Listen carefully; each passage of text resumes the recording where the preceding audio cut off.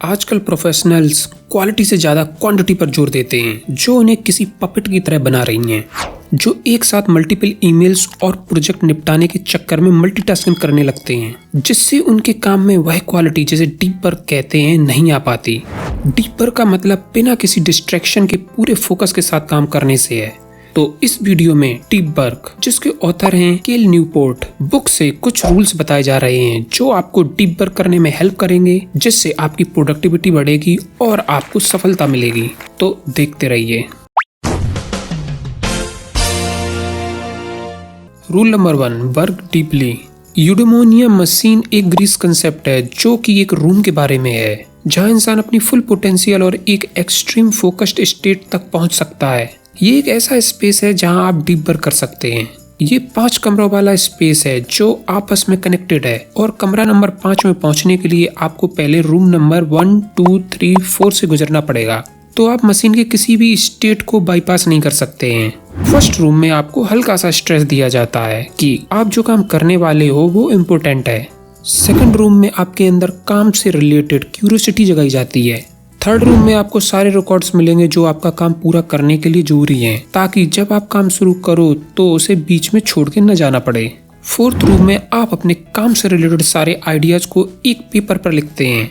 और fifth room sound proof है और सबसे अलग, ताकि उस काम को करते वक्त कोई भी डिस्टर्ब ना करे। यही वो रूम है जहाँ डीप वर्क होता है। आप 90 मिनट कंसंट्रेट करते हैं और 90 मिनट का ब्रेक लेते हैं, जिससे आपके ह्यूमन ब्रेन का मैक्सिमम फायदा मिलता है। बदकिस्मती से यह विजन हमारी करंट रियलिटी से अभी कोसों दूर है। इसके बजाय हम अभी भी खुद को ओपन स्पेस ऑफिस में पाते हैं, जहां इनबॉक्स के मैसेज और ईमेल्स नेग्लेक्ट नहीं किए जा सकते हैं और लगातार मीटिंग चलती रहती हैं। लेकिन अगर आप रूल्स फॉलो करते हैं तो अपने काम में वही सेम इफेक्ट पा सकते हैं जैसे कि आप किसी यूडेमोनिया मशीन के अंदर हो।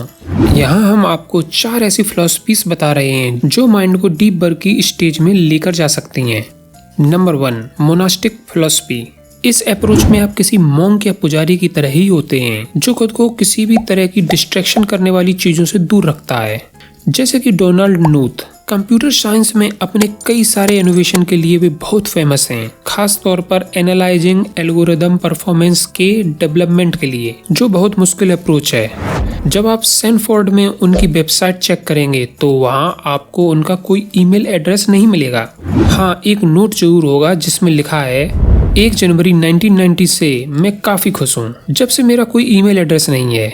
मैंने 1975 तक ईमेल यूज किया था और मुझे लगता है कि लाइफ के 15 साल बहुत होते हैं ईमेल यूज करने के लिए।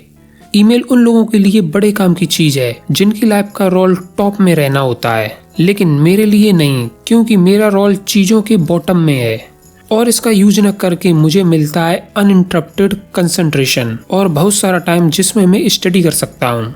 बेशक उन्होंने खुद को दुनिया से अलग थलग नहीं रखा था, क्योंकि उन्होंने अपना पोस्टल एड्रेस दिया था। उनका कहना था कि उनका असिस्टेंट लेटर को छांट कर रखता है और जो इम्पोर्टेंट लेटर्स होते हैं उनका भी रिप्लाई देते हैं। मोनास्टिक फिलॉसफी की प्रैक्टिस करने वाले लोगों का एक वेल डिफाइंड और हाईली वैल्यूड प्रोफेशनल गोल होता है, जिसे वे पूरी तरह से फॉलो करते हैं। Number 2, bimodal philosophy. ये स्ट्रेटजी उनके लिए है जो खुद को पूरी तरह दुनिया से अलग नहीं रख सकते। रेवोल्यूशनरी साइकोलॉजिस्ट और थिंकर कार्ल जंग ने यही स्ट्रेटजी अपनाई थी।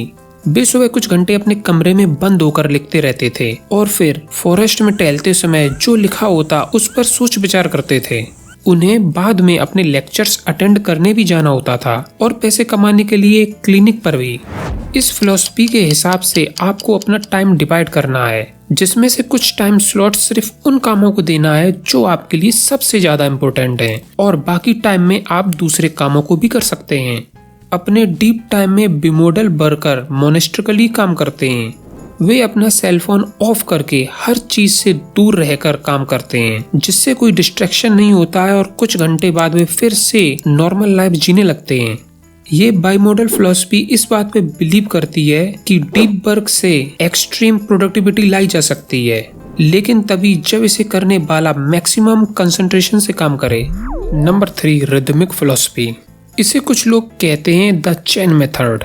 इस मेथड को अप्लाई करने के लिए हर दिन कोई एक खास एक्टिविटी करने के लिए एक खास टाइम चूज किया जा सकता है, और हर रोज जब भी आप अपना वो टास्क खत्म कर लें, आपको कैलेंडर पर एक बड़ा सा रेड क्रॉस लगाना है। ये तब तक करते रहें जब तक कि आप रेड क्रॉसेस की चेन बढ़ती हुई न देख लें। बस ध्यान रखें कि ये चेन टूटनी नहीं चाहिए। Number 4, journalist philosophy. जब आप पूरा दिन बहुत बिजी होते हैं तो इस अप्रोच को फॉलो कर सकते हैं। इसमें आप किसी जर्नलिस्ट की तरह एक्ट करते, जैसे ही आपको फ्री टाइम मिले, भले ही आधा घंटा, तो आप डीप वर्क करें। इसका मतलब है कि अगर आपको पता है कि आप 5 से 5:30 फ्री रहने वाले हैं, तो अपना मोबाइल स्विच ऑफ कर दें और किसी आइसोलेट जगह पर अपने इम्पोर्टेंट टास्क पूरे करने बैठ जाएं। रिचुअल्स यानी एक्शन क्या लें, आप कहाँ काम करेंगे और कितनी देर के लिए काम करेंगे, इसके बारे में पहले से सोच कर रखिए, क्योंकि आपको कोई एक जगह तो चुननी ही पड़ेगी जहां आप डीप वर्क कर सकें और प्रयास कर सकें। एक बार जब आप शुरू करें तो कैसे उस पर काम करेंगे, इसके बारे में भी पहले से ही सोचिए। इसके लिए आपको रूल्स और प्रोसेस चाहिए जिससे आपके प्रयास आकार ले सकें।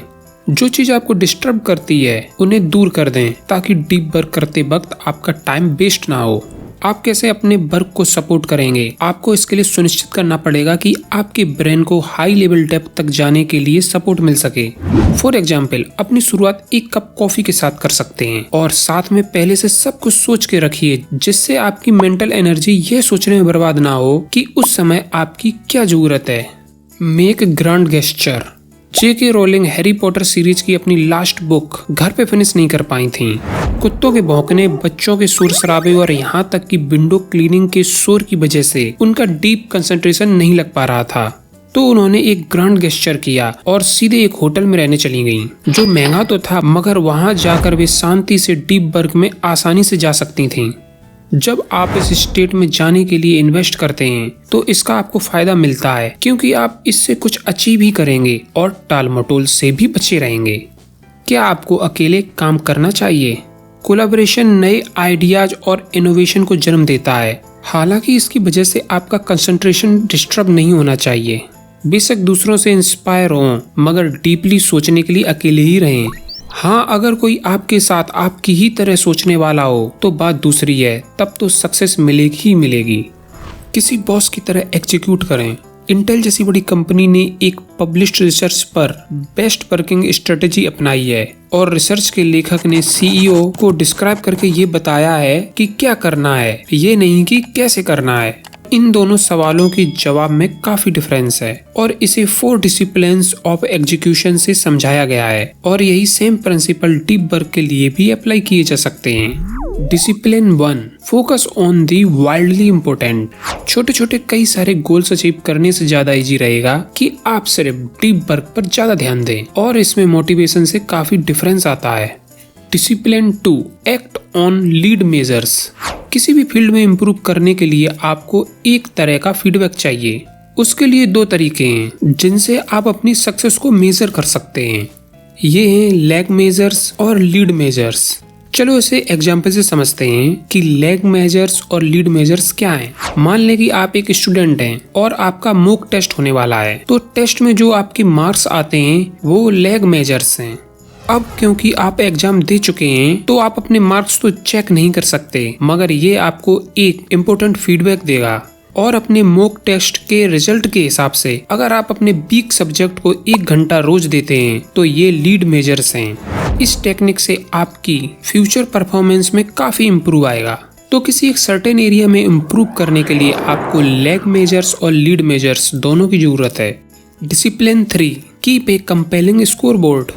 आपको और ज्यादा सक्सेस पाने के लिए और कम्पिटिटिवनेस बढ़ाने के लिए अपनी प्रोग्रेस का रिकॉर्ड रखना होगा।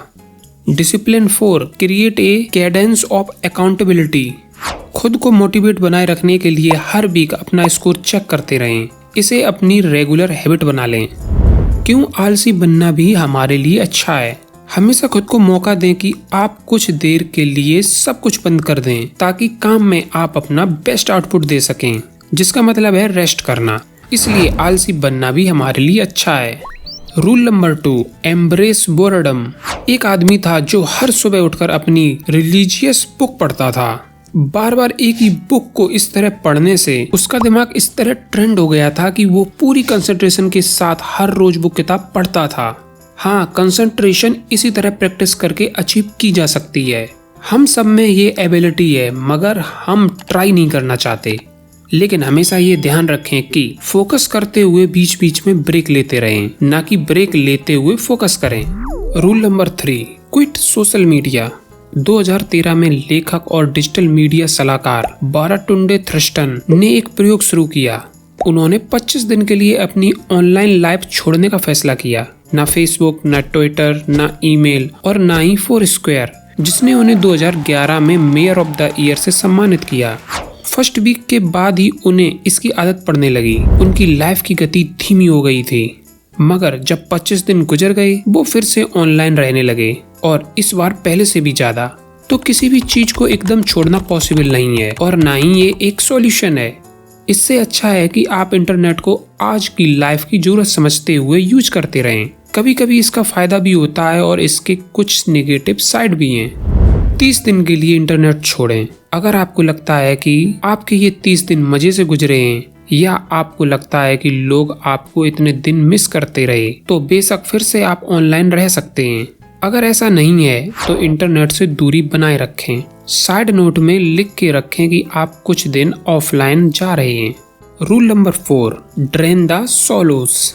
37 सिग्नल्स नाम की एक सॉफ्टवेयर कंपनी ने अपने वर्किंग डेज 5 से 4 कर लिए थे, और फिर भी उनके प्रोडक्शन में कोई फर्क नहीं आया।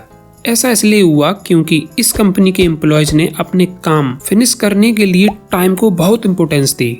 उन्होंने अपने काम से सैलो वर्क को लगभग पूरी तरह से हटा कर रख दिया था। और जब आप सैलो वर्क को डीप वर्क से रिप्लेस करते हैं तो आप देखेंगे कि कैसे आपको एक्स्ट्रा ऑर्डिनरी रिजल्ट्स मिलते हैं। तो सैलो वर्क आखिर होता क्या है? सैलो वर्क वो है जिसमें आपका ब्रेन ज्यादा यूज नहीं होता, जिसमें आप आलसी होके काम करते हैं और जिन्हें करते हुए आप बार बार डिस्ट्रैक्ट हो जाते हैं। सैलो वर्क करने वाले दुनिया में ज्यादा कुछ वैल्यू ऐड नहीं करते, और ये इजीली रिप्लेस किए जा सकते हैं। यदि ये वीडियो पसंद आई हो तो लाइक करें। इस तरह की वीडियोस से आपको प्यार है तो सब्सक्राइब करें। Finally, thanks for watching.